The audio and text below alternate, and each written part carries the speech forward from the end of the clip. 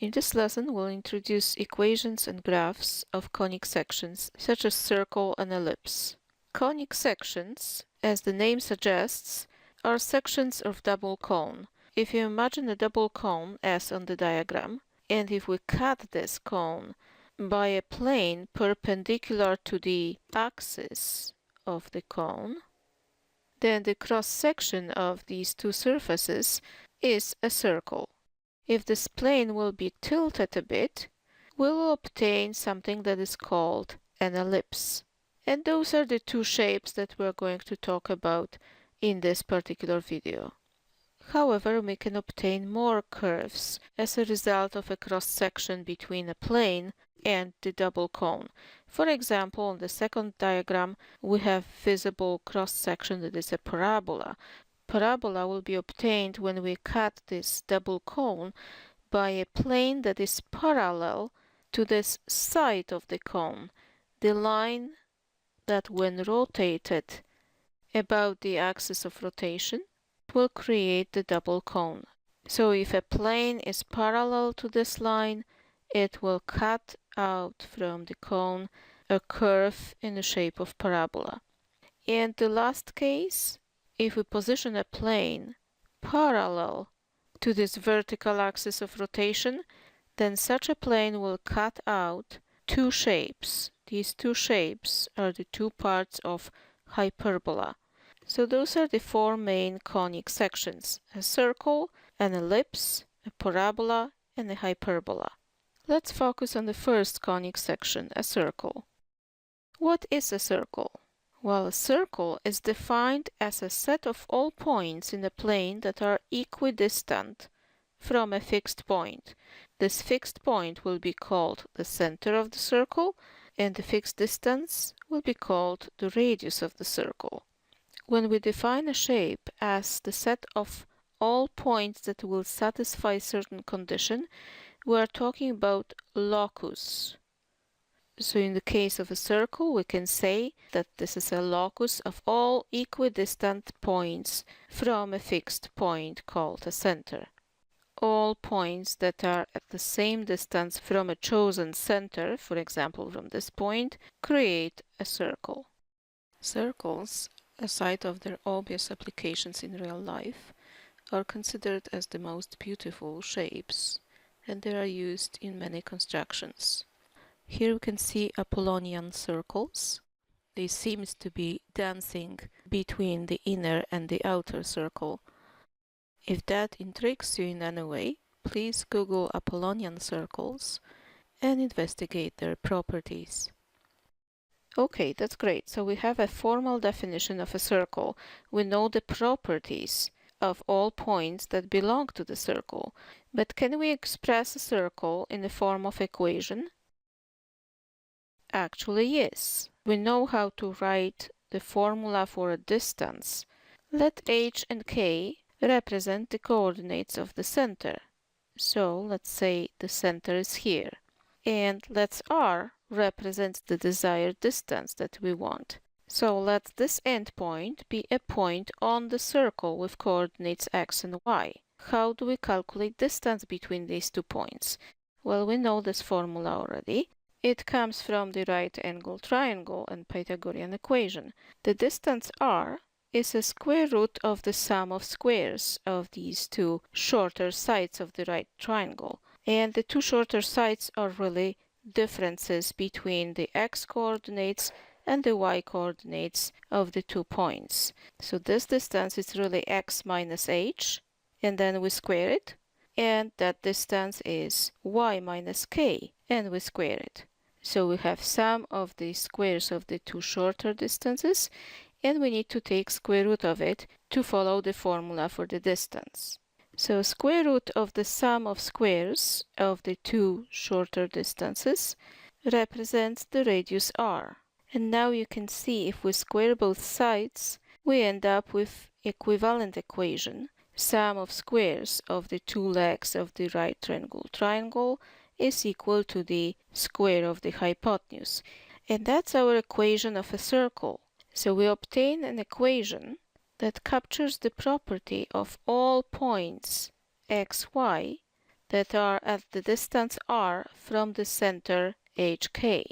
That means we really have the equation of a circle.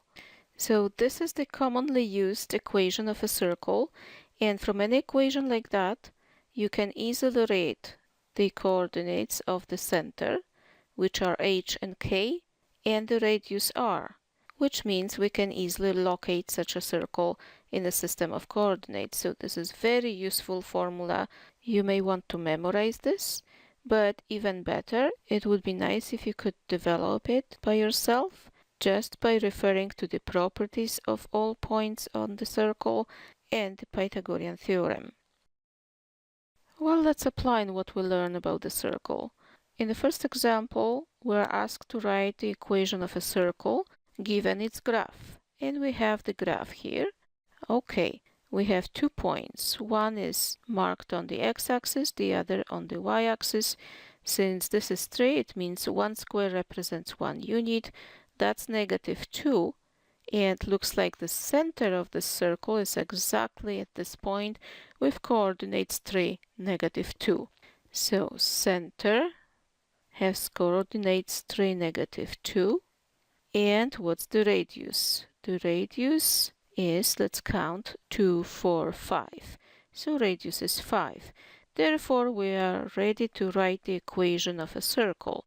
Remember, we are going to square the difference between x-coordinate of any given point on the circle, so just x as a variable, minus the x-coordinate of the center, which is 3, and square it. Then we are adding the perfect square of the difference between the y-coordinates, the y-coordinate of any given point on the circle minus the y-coordinate of the center. But the y-coordinate is equal -2, so -2 will actually give us +2.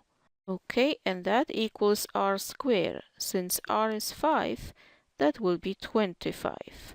So that's our equation of a circle. Now the second part of this question asks us to write equation of a circle given its center and its radius. Okay, let's follow the same formula. Now you could try to write this equation on your own. So you may want to stop video and finish it on your own.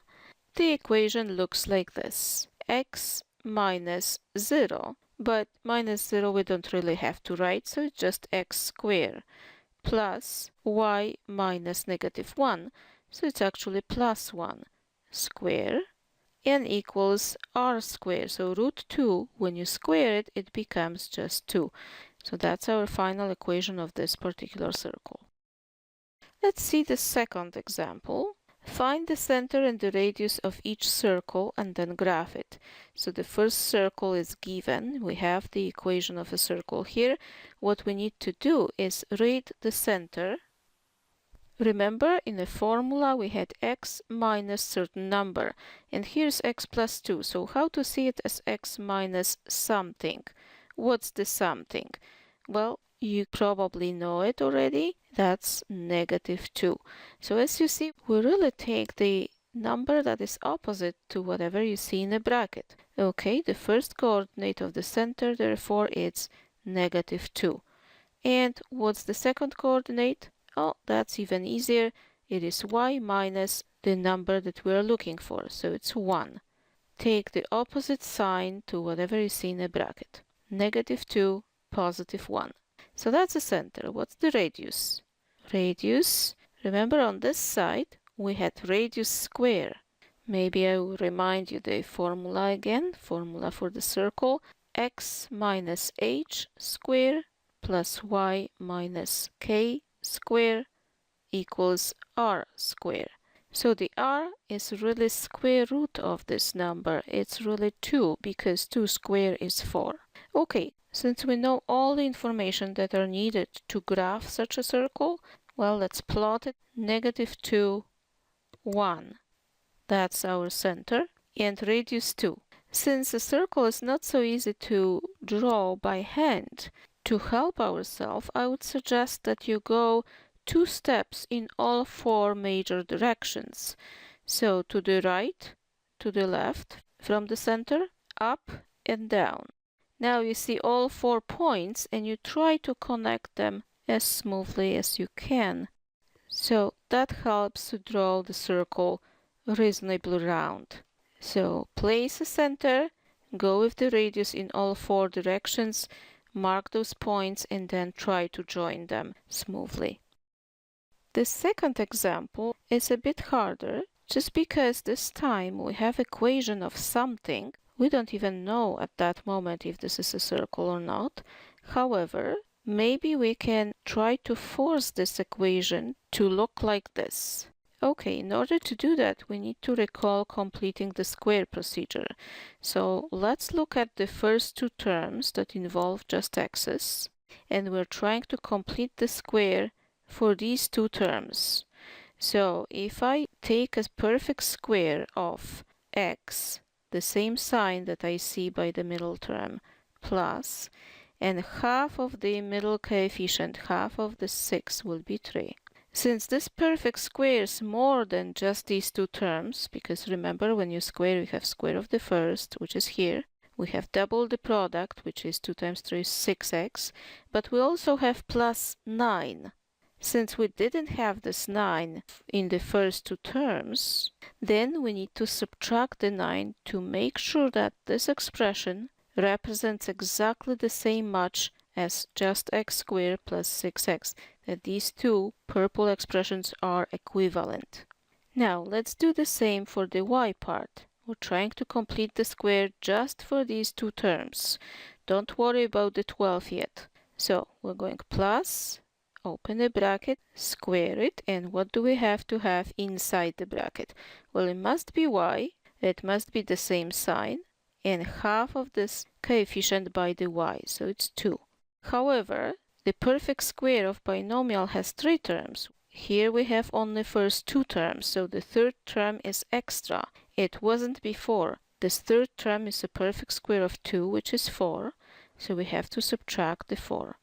Okay, I hope you already recall the perfect square procedure. Let's repeat again. When you have the square in a bracket, you take the first letter, the same sign, half of the middle coefficient, square it, and then subtract perfect square of the number that you took in the bracket. So 2 squared is 4, like here. 3 squared was 9. Okay, now we can finish. That means copy the rest. Whatever it was there, let's copy it. And what's left to do is to put all constant numbers to the other side. That will give us the idea of what the radius is. Okay, so let's rewrite everything. X plus 3 square plus y plus 2 square equals, when we add all these numbers, we have 16 and 9 is 25. To the other side is positive 25, which could be written as 25 or as 5 square to see the radius clearly. Okay, now we can list our center, which is -3 and -2, and radius, which is 5.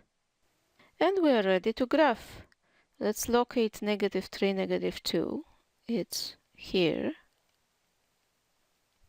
This time the circle looks like it will go outside of our grid, but we'll try to estimate.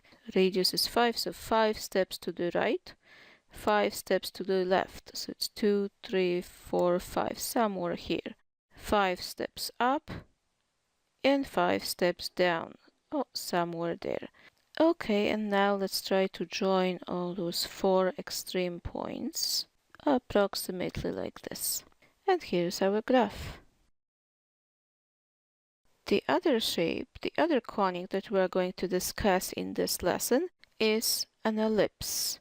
Ellipse is a set of all points in a plane with a constant total distance from 2 fixed points that are called foci, sometimes pronounced foci. One focus, second focus, 2 of them plural foci. So we fixed 2 points. And then if you imagine that we have a thread attached to these 2 points, but it's kind of loose, if we stretch the thread by a pen and then rotate the pen around the focal points, the pen will mark an ellipse. So you can make this experiment by yourself at home and see what kind of shape will this. It will be kind of oval like that. By stretching it all the time, even if the pen will move somewhere here, the total distance, this distance from the first focus and the second focus altogether is still the same because it's the same thread. So again, the set of all such points, it's actually called locus of all points with the total distance being constantly the same, total distance from the two foci. Okay, so we have the formal definition of an ellipse. Now, how would we describe this in an equation form? Well, it happens that an ellipse has an equation that is very similar to a circle. The only difference is that an ellipse is usually one way longer than the other way. So we are going to talk about two radii, the radius along the longest side and the radius along the shortest side. So an ellipse with the center at HK, similarly as for the circle, and the radius along the x-axis being A and the radius along the y-axis being B is given by this formula. So you see the top of the formula is exactly the same as for the circle, x minus h squared plus y minus k squared. However, in the bottom, the x part of the equation we divide by a squared, the y part we divide by b squared. Imagine that a and b are exactly the same. So what will happen if both a and b are the same? We would have this situation. Let's see.